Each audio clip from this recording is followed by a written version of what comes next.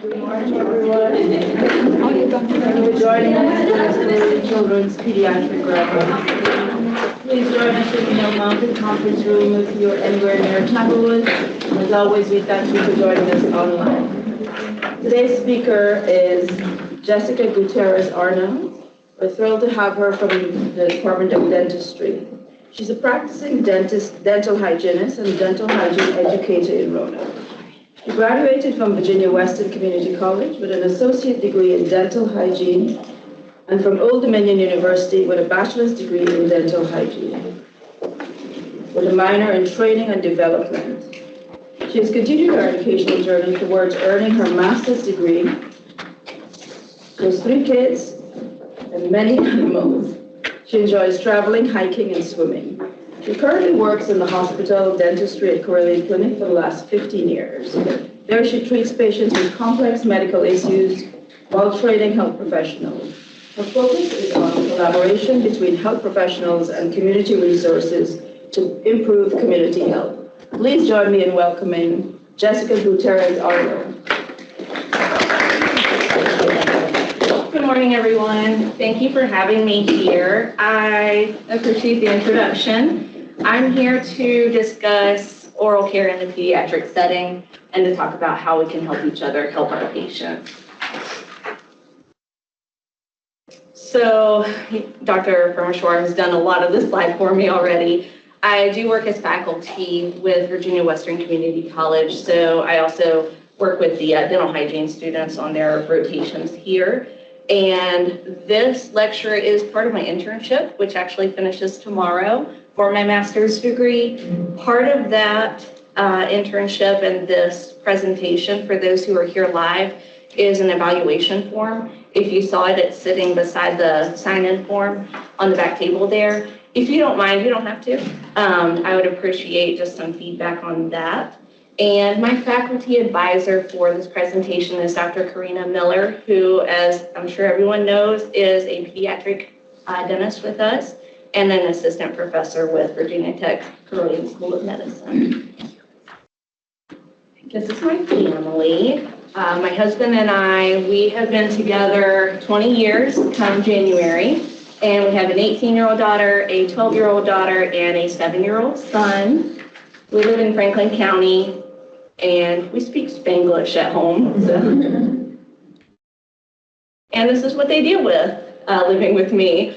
My son, Owen, on the right, that's him at 1 a.m. in the morning, 1 a.m. while I was doing research. So they put up with me and all of my journey through my education. This is our team on the right of this slide here at Carilion Dental Care. We have our pediatric clinic. We have our hospital clinic. Our pediatric clinic is open to the public. It takes all types of insurance. We do see predominantly patients with Medicaid type insurances, and we see a lot of patients with special needs, special healthcare needs. Our hospital adult care is by referral only, so that is a lot of health needs-based care. And we also have a family practice. We do have a peds residency that Dr. Miller is spearheading that begins next year, and that's going to range from healthy patients to patients with special care needs, infant oral health, and we will soon be training professionals in the dental realm on that type of care. I have no relevant relationships or affiliations with any entity producing, marketing, reselling, or distributing healthcare goods or services. And our objectives for today's presentation are to evaluate factors affecting access to oral health services in pediatric populations, to analyze factors influencing caries prevalence and caries progression, to evaluate patient-specific risk and modifying factors, to describe the etiology and pathogenesis of gingival disease and its relationship to systemic health, to formulate interprofessional strategies to reduce barriers of care, and to integrate and identify community resources and referral pathways for patients in need of dental services. And that's our team plus a lot of volunteers at the Your smile Super stays. Smile Day. Thank you. Which we have done a couple of years now. So let's start with access to care, as access to care is access to a higher quality of life. This is our entryway to our clinic. So starting with COVID, a lot of Medicaid receiving dental offices closed or reduced their intake or stopped taking Medicaid.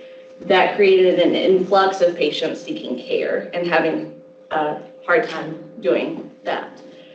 Studies show that 1.5 times higher emergency department visits for dental care occurred once COVID hit.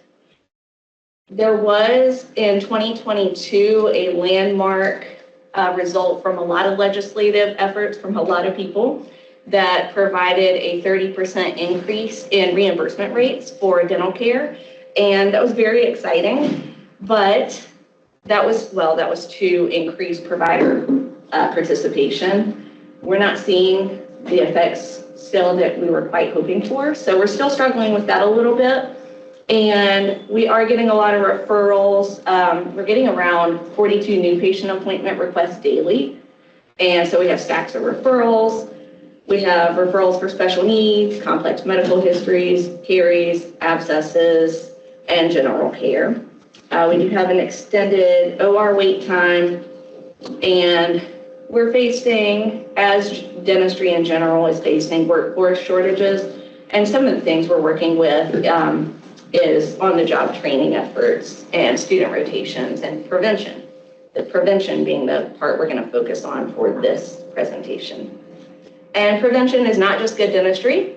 In this area, it is prevention as an access to care strategy. So looking at this slide, we can see that our pediatric populations are heavily prevalent in high caries rates. It is dental caries is the most predominant chronic childhood disease. In fact, it is 5 times more prevalent than childhood asthma. So our pediatric providers are uniquely positioned to educate families on the importance of oral health and to provide preventive options. In 2022, dental caries cost about $120 billion in the US, making it the most expensive disease. The 5th most expensive disease. Heart disease in comparison costs $250 billion that year, and gastrointestinal diseases costed about $100 billion. The rate of dental decay is higher in children from households with a federal poverty level less than 350%. And oral disease, as you know, affects speech, nutrition, aesthetics, self-confidence, comfort, sleep, school performance, and attendance. The lower bullet point I have there, that's from a study in Florida on GPA results for students who are suffering from dental pain. For them, they found that it was the one reason for students to miss school.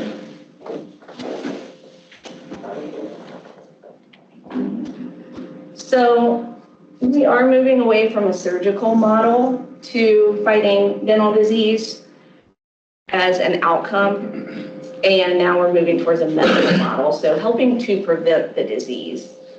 1 in 5 children in the US go without dental care, and more than 40% of children have dental cavities by the time they reach kindergarten. It is.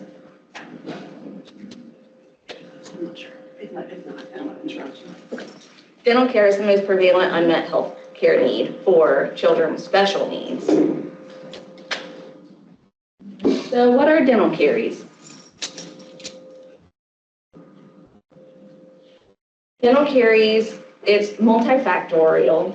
There are a lot of things that go into a patient's risk. There are behavioral risk factors, environmental risk factors, and the host risk factors.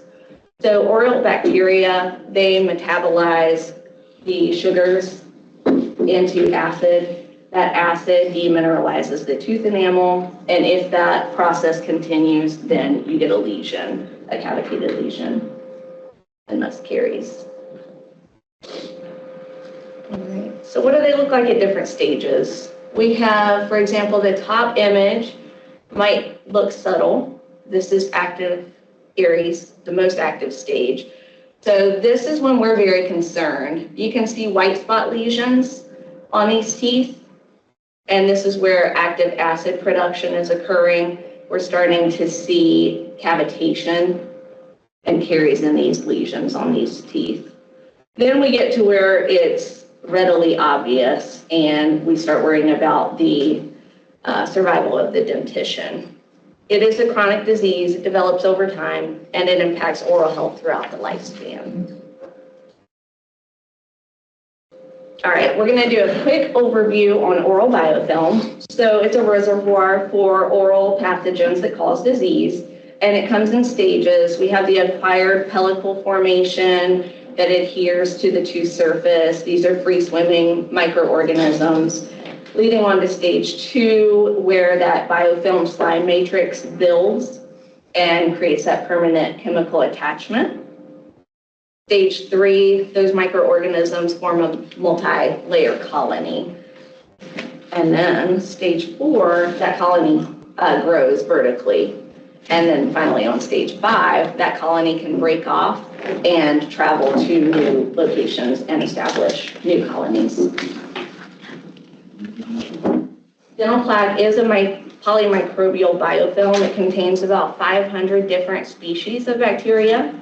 Those aid in oral biofilm accumulation within 48 hours.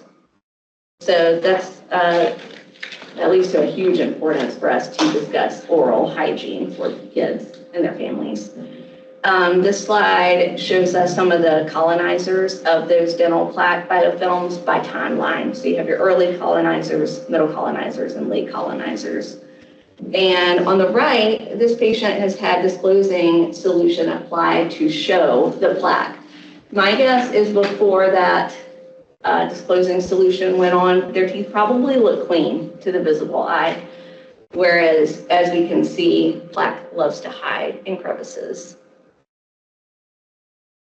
Now, all of this biofilm and the microorganisms, they affect the oral pH. The oral pH where it should be is between 6.7 and 7.4 with the salivary flow, but enamel breakdown occurs around 5.5. So as patients are bringing in carbohydrates, they're sipping on drinks throughout the day, that is affecting this pH balance, and as it continues, that is when we can see that enamel breakdown. So we can do a caries risk assessment to guide us for prevention and treatment options to improve our patients' oral health. So we think about what tips the scales for these patients, right? We have protective factors, we have risk factors, and then we have environmental factors, modifying factors, and we really need to think about that pH imbalance and how that affects the teeth. So things like poor oral health, poor oral care, low salivary flow, that plaque formation, the high frequency sugar consumption, and appliance in the mouth can do it. And then access to care barriers, cariogenic microflora, and existing caries. That all increases those risks. So we can use our knowledge and our skills as leverage against the disease. So educating families, assisting in the control of these modifying factors, such as socioeconomic status, access to care, medical conditions, their medications, fluoride exposure. And then we can provide other factors clinically to help protect them. This is an oral health risk assessment tool. It is available through Smiles for Life, and I find it very helpful for us as we're discussing with families what are those factors and how high is their risk of caries or the continuation of caries. All right. So we want to determine when those caries are there or when they're trying to develop early on. so that we can mitigate the risk of that growth.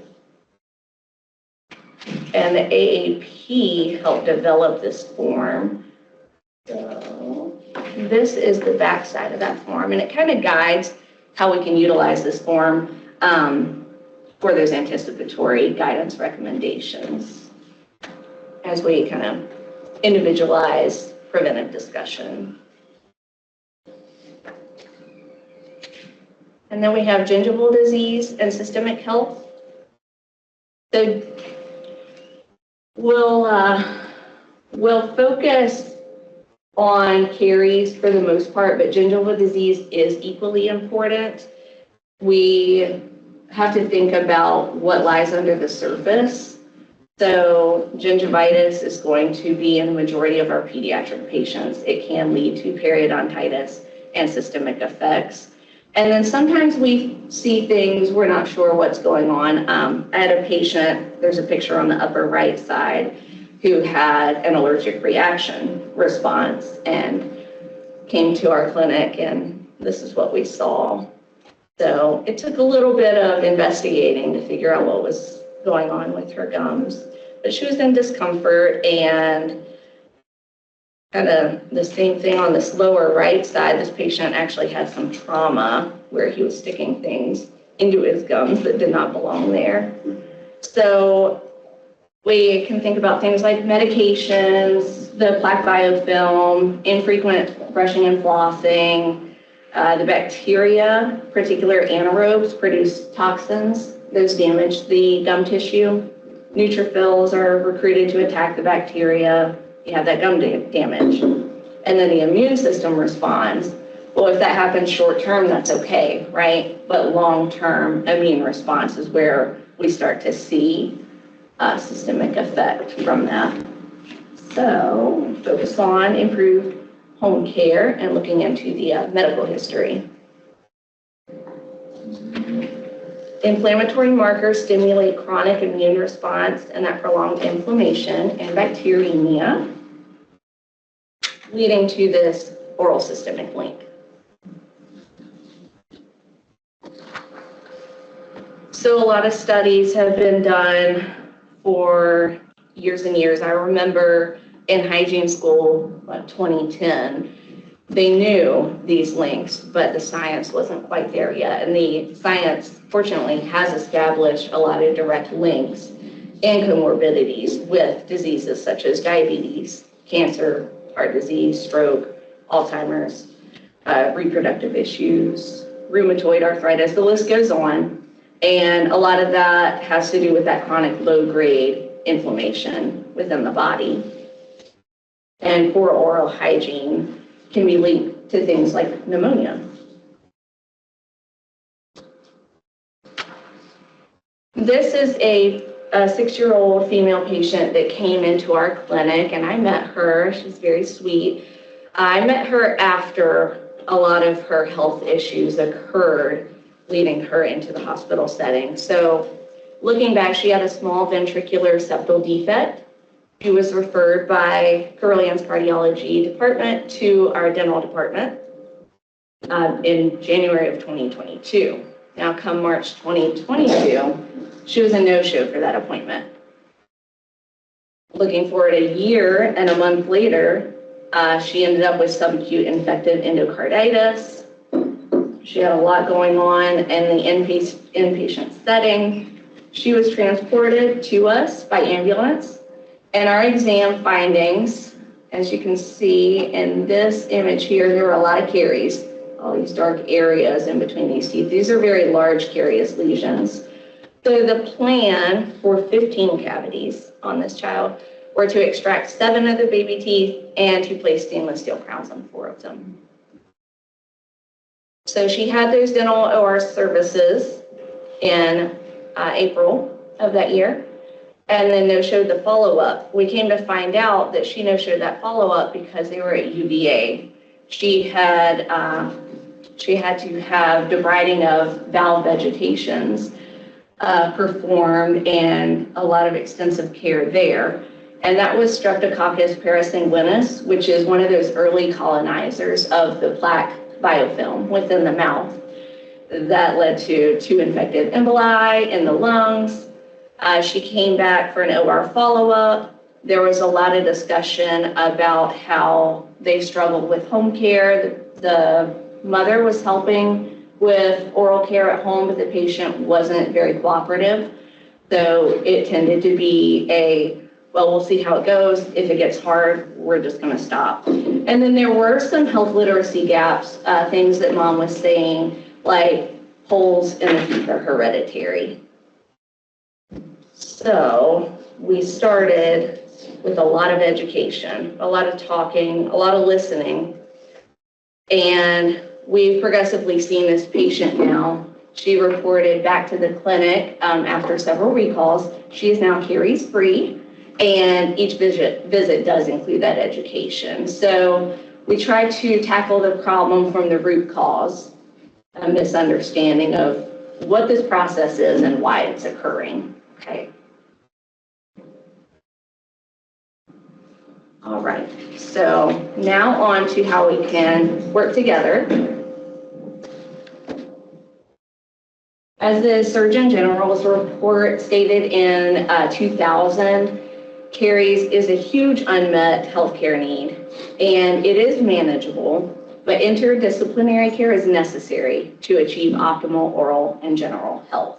There are profound disparities in care, so fortunately, we can come together to help tackle some of those issues. All right.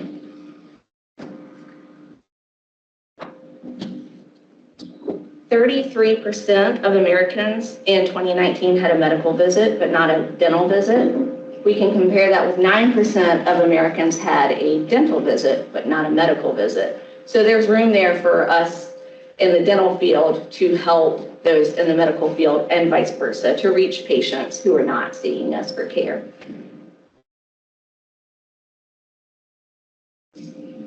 I have listed here some of the collaborative efforts that we already have in place, whether Carilion specifically or elsewhere. We talked about the Super Smile Savers Day. That's preventive dentistry in our setting here. That's once a year, and we already collaborate well on that. That's a big project. There are oral health care days for refugees. That's also free care for patients who struggle to find insurance coverage and dental care. We have the collaboration with Virginia Tech School of Medicine on oral health curriculum, and the Brush, Book, and Bed program for the patients and their families so that they're establishing those good routines. We can only do so much here, right? It depends on them at home to have good habits. We have our cleft team now meets upstairs in our dental setting, and that's a collaborative approach with different specialties, so that instead of those patients having to go to each specialist separately with their families, they come, it's one setting, and the providers rotate through the room. And we found that that's very helpful for those patients going through the process that's otherwise quite difficult. And outside of Carilion, there's the Global Collaborative for Caries Management and the Alliance for a Cavity-Free Future. And a lot of that focuses on that population education and behavioral changes. So these are all helping kind of break the cycle, connect the dots from the mouth to the body as a whole, and reducing healthcare expenditures. There are, again, I'm a dental hygienist.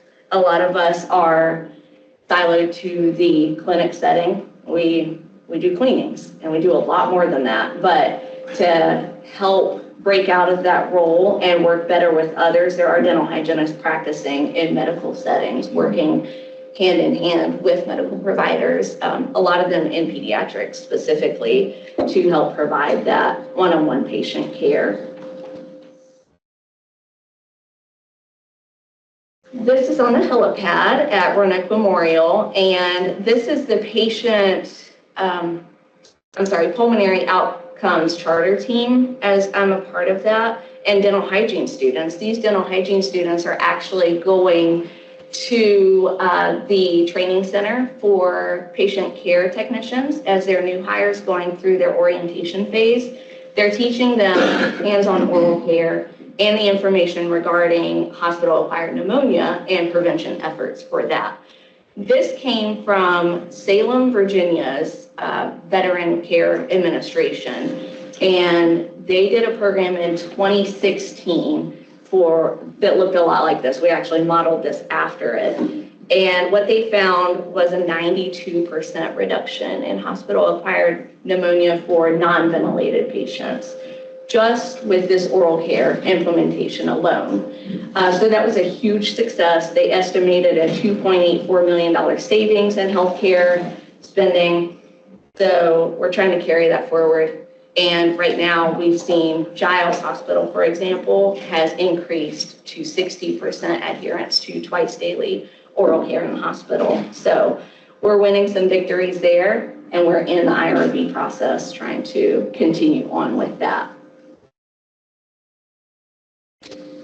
All right, so what can we do? As caries and gingivitis progresses, the way we respond to those diseases changes, right? Early on in the stages, we do those risk assessments, oral exams, looking for what could be there. We provide that guidance to the patients and their families, the oral hygiene instruction. We can supplement the water with fluoride if it's lacking, and we can establish whether or not they have regular dental care. So we want children to start seeing a dentist and have a dental home by the age of 12 months or as soon as the first tooth emerges in the mouth. And then providing dietary counseling is huge. I can't reiterate that part enough. And as we go on and we start to see signs of disease, there are things that we can do hands-on in the pediatric setting for these patients. And we'll get into that a little more, including silver diamine fluoride, fluoride varnish, referral, revisiting that oral hygiene instruction, and so on. I do want to mention that abscesses, when you see those, we do want to see those patients. It is important that we see them. It's not an emergency. And they can have an antibiotic if there's systemic effects. So if they're presenting, fever, malaise, extraoral swelling. If you see only a purulus, then that is draining. That's a good thing.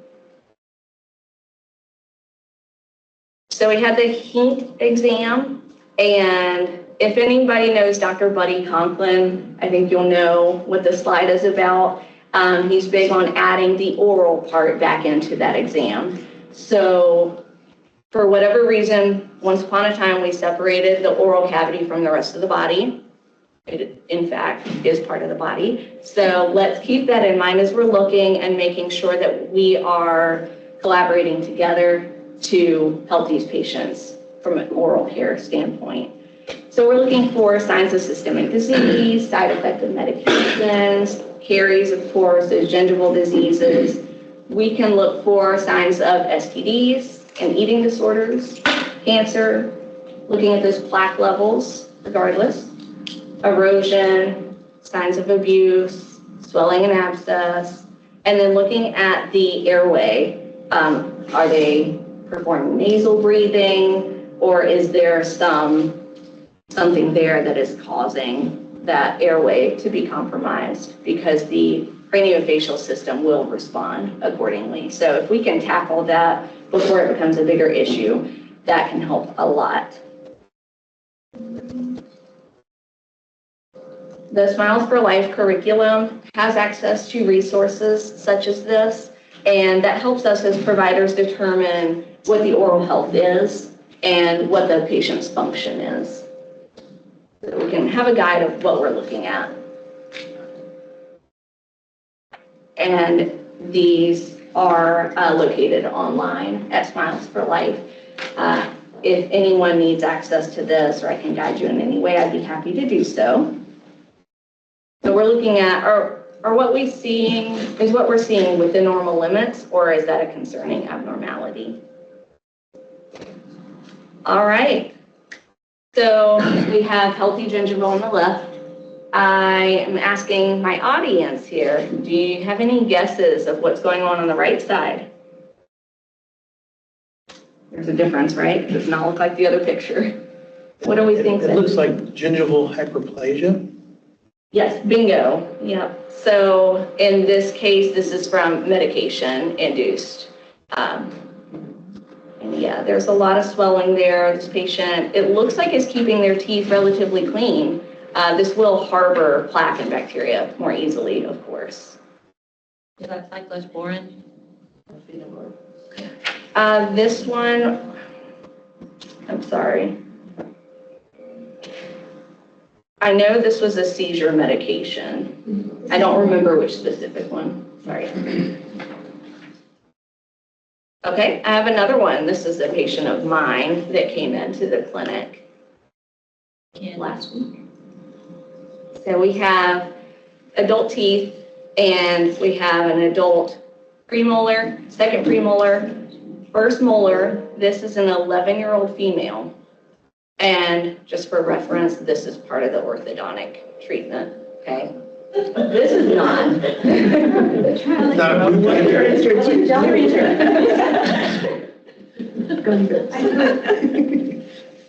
Any guesses on this gingival finding here? Is that true color?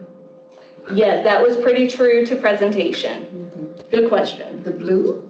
The blue, yes. Like a, I don't know, Mucus. an angioma or something. Okay, all right. Not incorrect. Again, she's 11 years old. The 12-year-old molar is trying to erupt. So this is an eruption cyst. So Dr. Miller in this case actually helped compress that tissue to allow drainage, and that helped the patient a lot. She had had mobility pain when she was talking and chewing. An interesting finding. All right, I think we've probably all seen this before.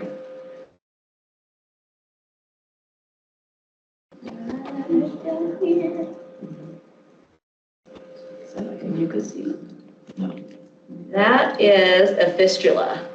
So we have a dental abscess, all right? And how do we treat this?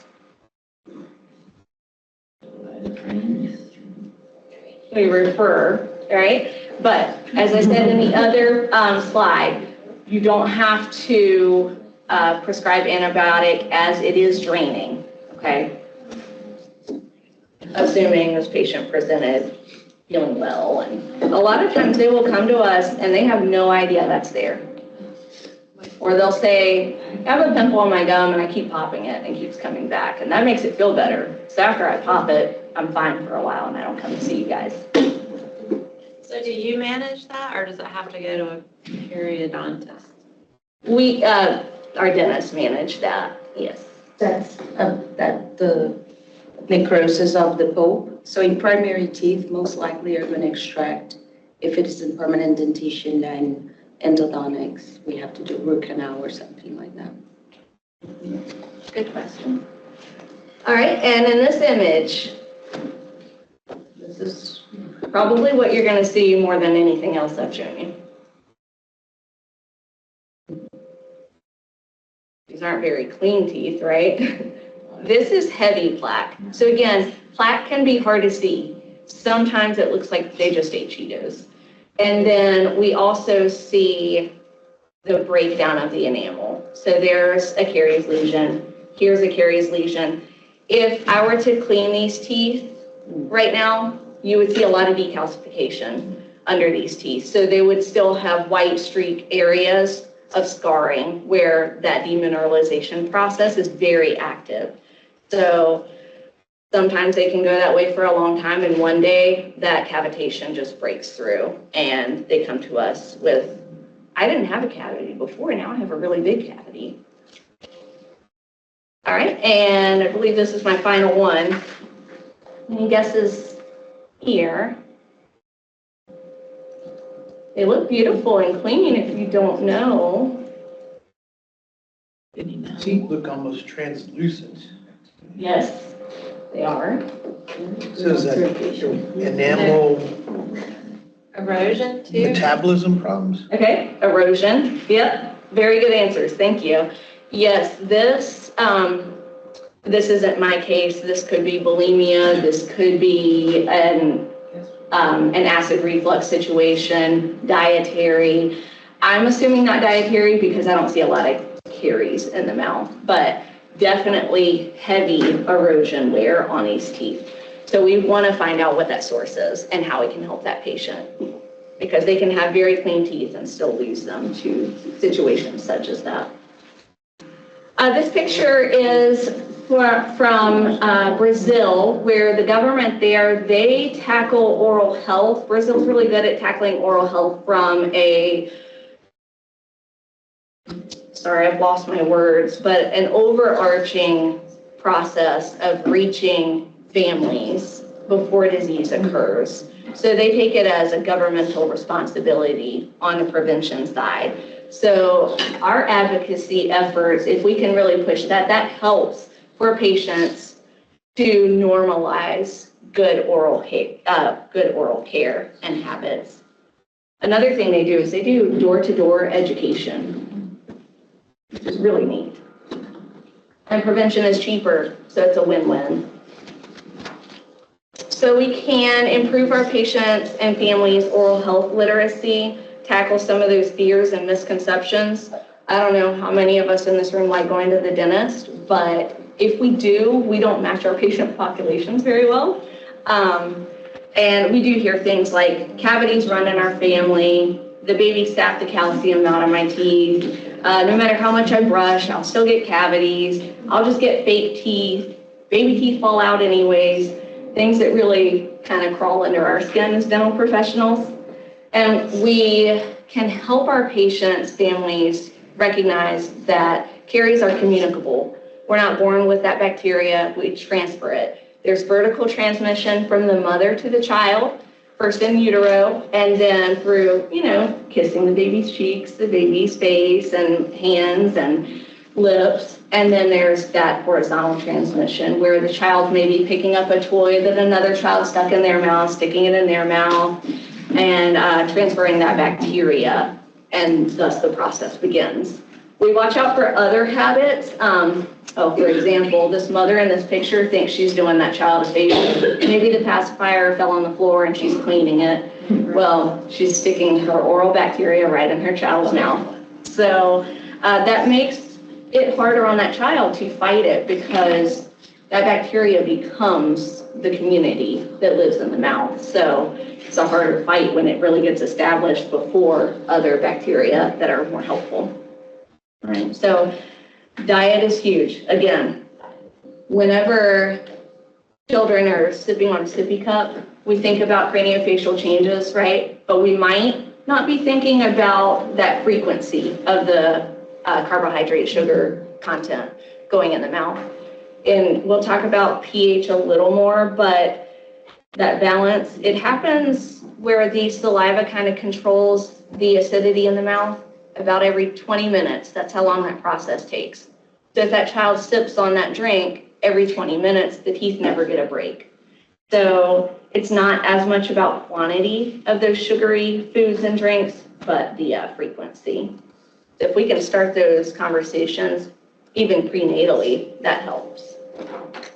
This slide shows us a lot of the oral bacteria that are involved in some of those systemic conditions that we had discussed. So it's not just an aesthetic commodity to have teeth, it's an overall health issue.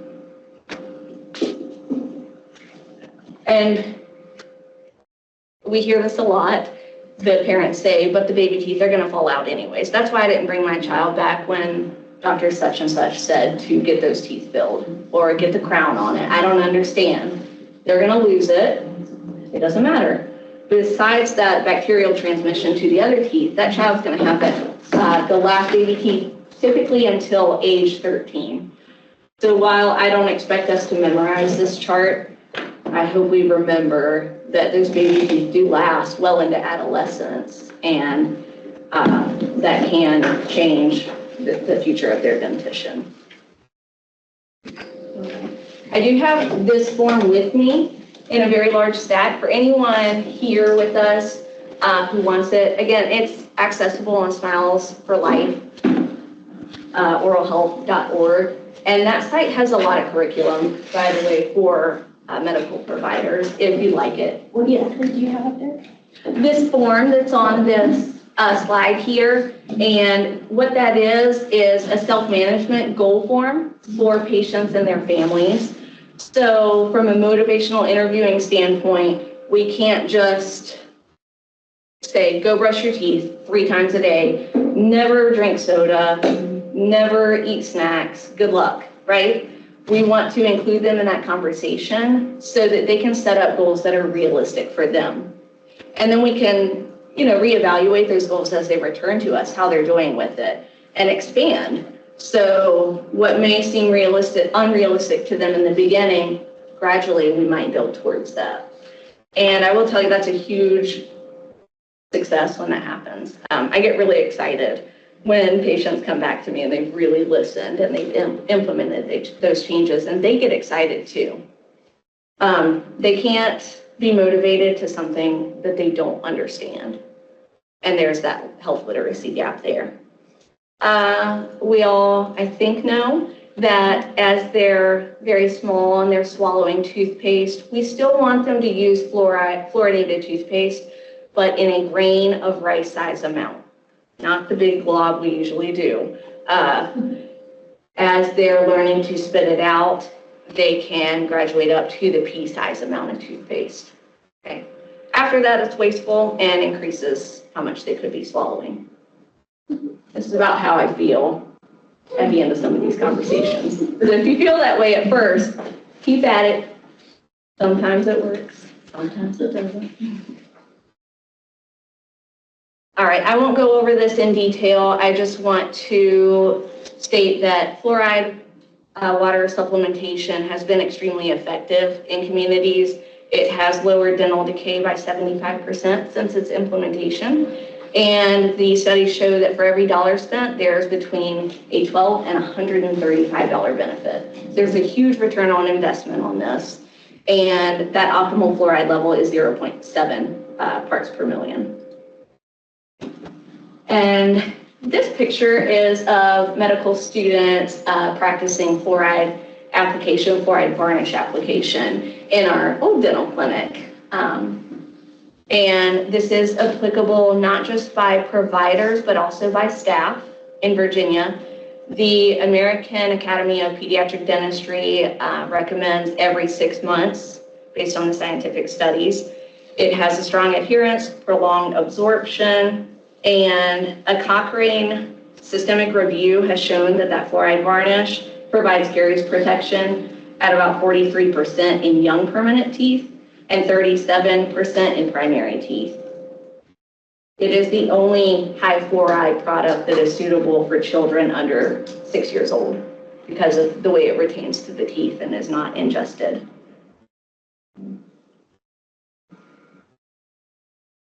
And then we have silver diamine fluoride. This is another option that is able to be placed in the medical setting. And this arrests caries, helps relieve tooth sensitivity. It's painless, non-invasive. We use it a lot in the dental setting for those patients. Maybe they need to go to the OR. Maybe they're too young to cooperate in the clinical setting, but we really need those caries to not progress while we're waiting for that OR date. So it remineralizes the tooth, and it is bacteria, sorry, I've lost my words.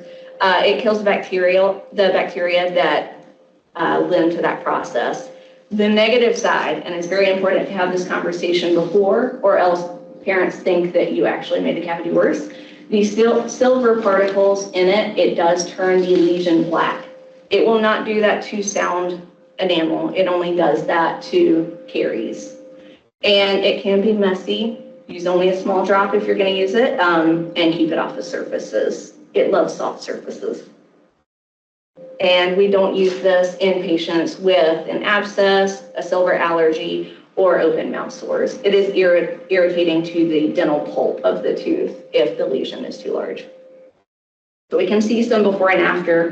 Before on the left, after on the right. So I think we can appreciate it looks worse on the right. It's actually maintained though, instead of continuing to grow.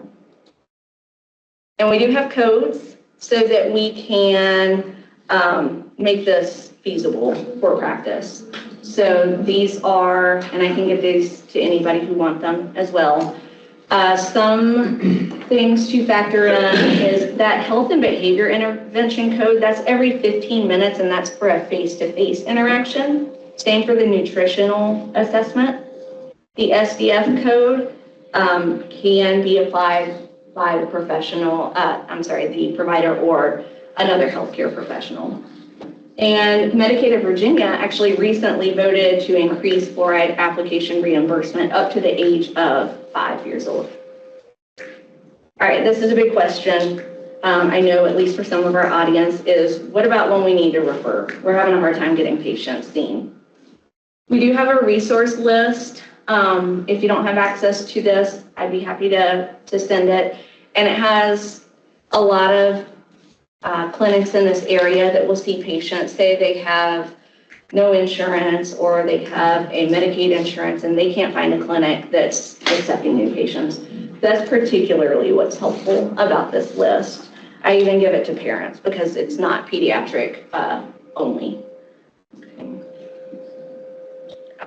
So, I'm sorry. Yes. Yes, I mean, as a subspecialist, the problem that we have is we want to help children. And we have had a lot of issues navigating the system. I think the pediatricians know it a little more.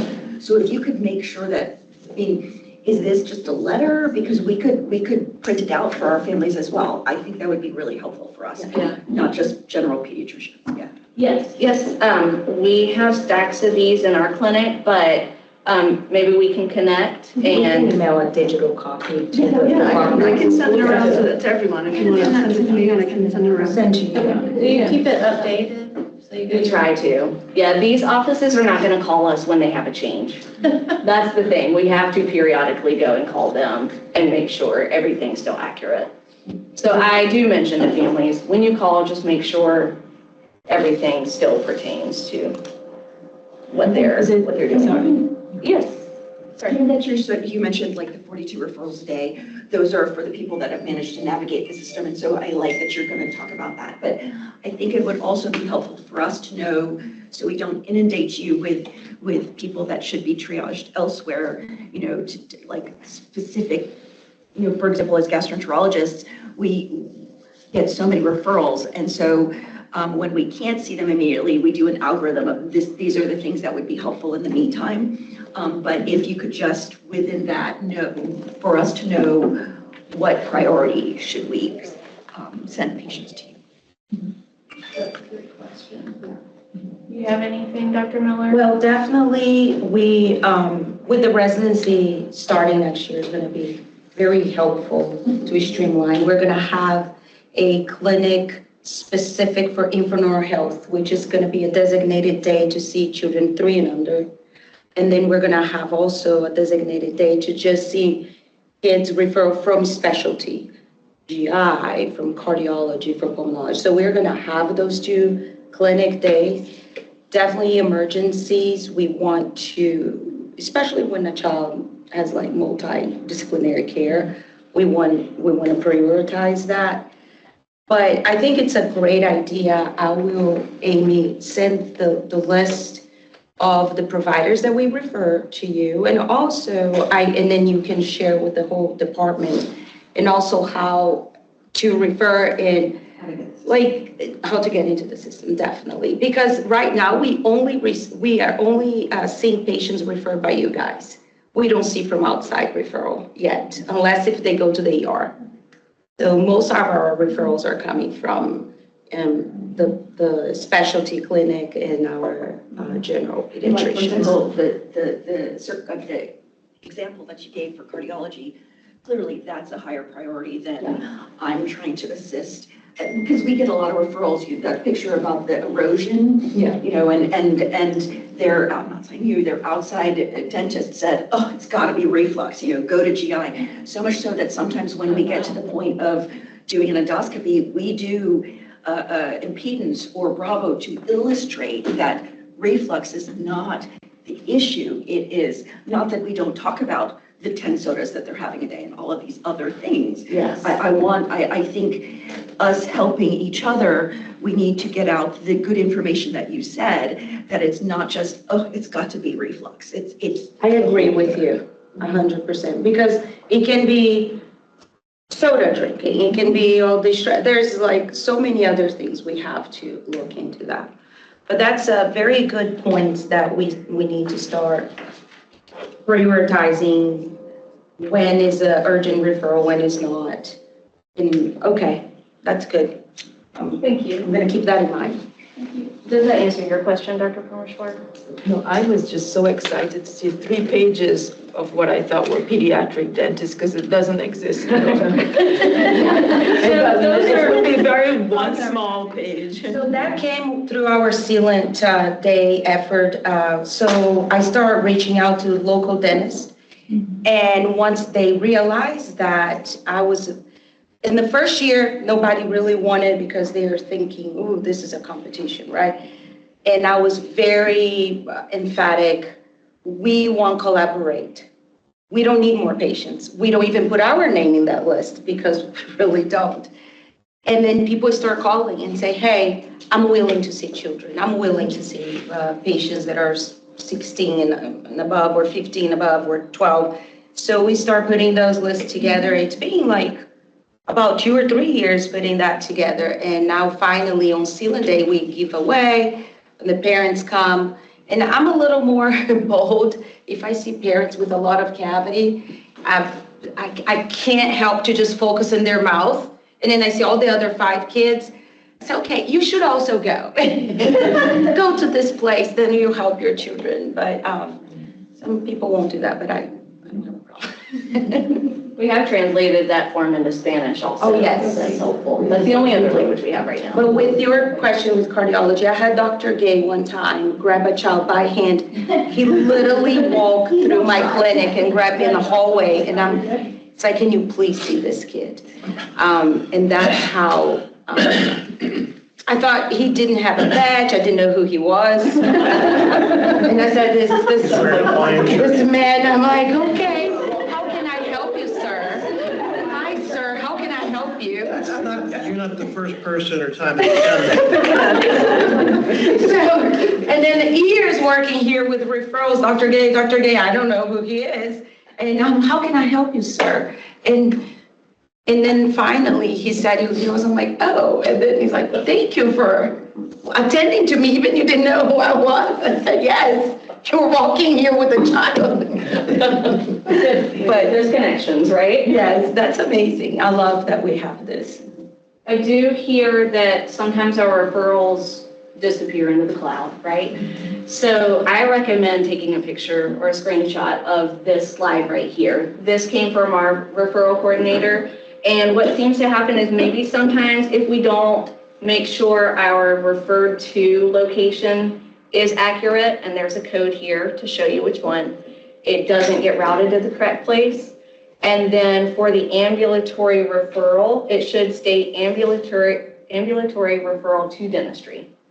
I was told that specifically. I don't understand the process, but I hope that helps. Can you snip that and send it to me with the articles, and I'll send it out just one big email? Yeah, I'm gonna ask Melissa and Lisa to put a job aid together, Oh, that would be great. and then we send to everybody, Thank you. okay?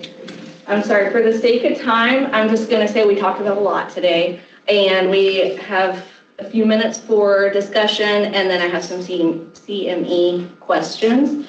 And I am very excited about all of this. So I'm clinical. I'm not physically available all the time. I am mentally and emotionally available to help you in any way you need, okay? And I have some leeway to come. I can come in clinic and see how I can help you better. We have a whole team. This is my focus right now, so, all right. And these are not my questions. These come from that Smile for Life curriculum. So, while performing an oral exam on William, who is age 4, you see the following. How would you classify the early childhood caries in his teeth? Advanced? Yes. That one's easy, right? There's extensive destruction. on those anterior incisors there. So that first picture you guys saw with the white spot on the 2-year-old, the baby, that is already per the academy recognized because the child was 2, severe early childhood caries. That is starting that phase is already severe if the child is 2.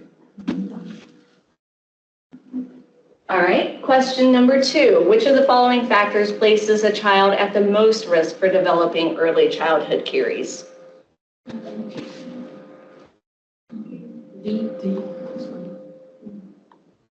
Somebody said D, right? It is D. Okay.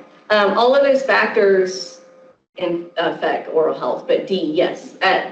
You gave the answer away. We just talked about it. Sorry, I didn't know about that. Because it's so important that I was going to check.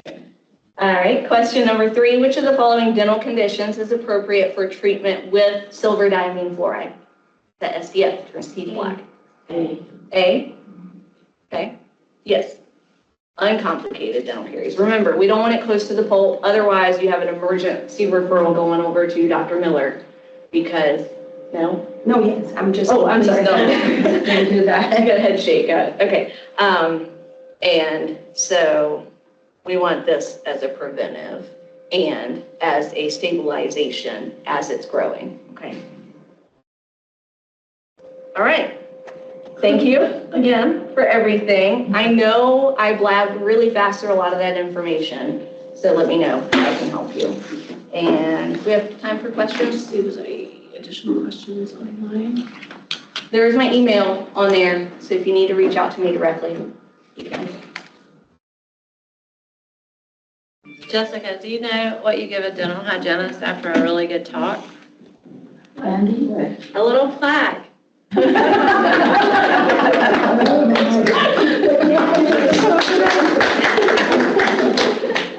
Thank you.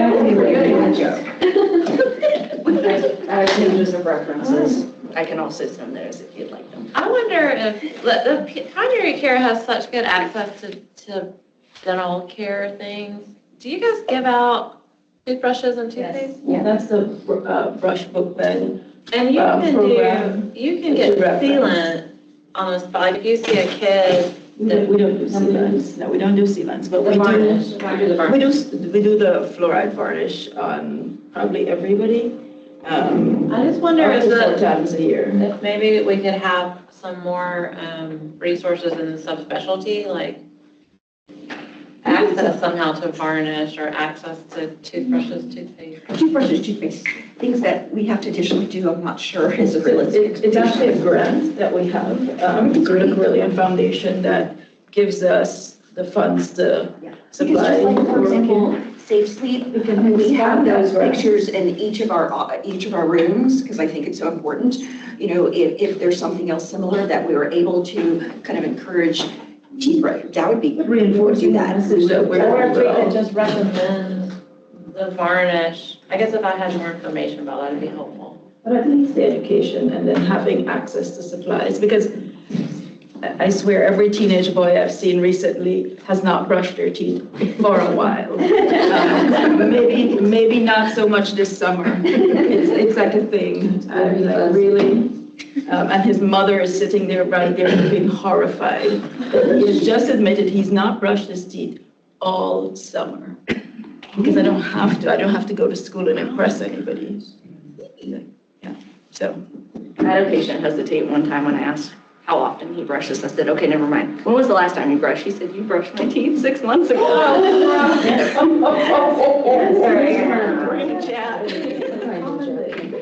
My assistants sometimes have to say this, like for me to fix my face, because I do it. My mom said, oh, I'm doing so much better. I did not put sugar in the Kool-Aid anymore. I'm like, what? You add sugar to the Kool-Aid? Sugar. Great. I'm so glad you don't do it. I missed the days of COVID when we had masks. They do. Sorry, you already mentioned this. What is the aftercare like for the SDF? Does it have to be reapplied or just does it come off after? You can answer this better than me, but it's better when it's reapplied 3 months After the So first. there is, the evidence so far is arrest if it's, here's the tricky thing, and Dr. Permeshwar and myself, we are trying to figure out how we can integrate this to the pediatricians, because the diagnosis needs to be very accurate, because the selection of patient, if you apply correctly with the right diagnosis, it can last up to a year. How can you achieve that? So patient selection and the cavitation selection. There are bugs that are more aggressive than others that are already colonized that will reactivate the PK in 6 months. So between 6 months to a year. Well, insurance only reimburse once in a lifetime, like for that particular tooth in Virginia. So there's a lot of hurdles we still, as pediatric dentists in Virginia, trying to figure out how we can integrate this. Now, fluoride varnish is great because there is a CPT code that you can code, and we have a dental code that we can code, and that we collaborate. The patient having that double application is great, but SDF, we still don't know. So that's why I still haven't pushed the efforts to have, but to be TBD, because I want to talk to you about the infant health and perhaps be part of the resident rotation when they learn that, because that's when we're going to be applying SDF. Thank you so much.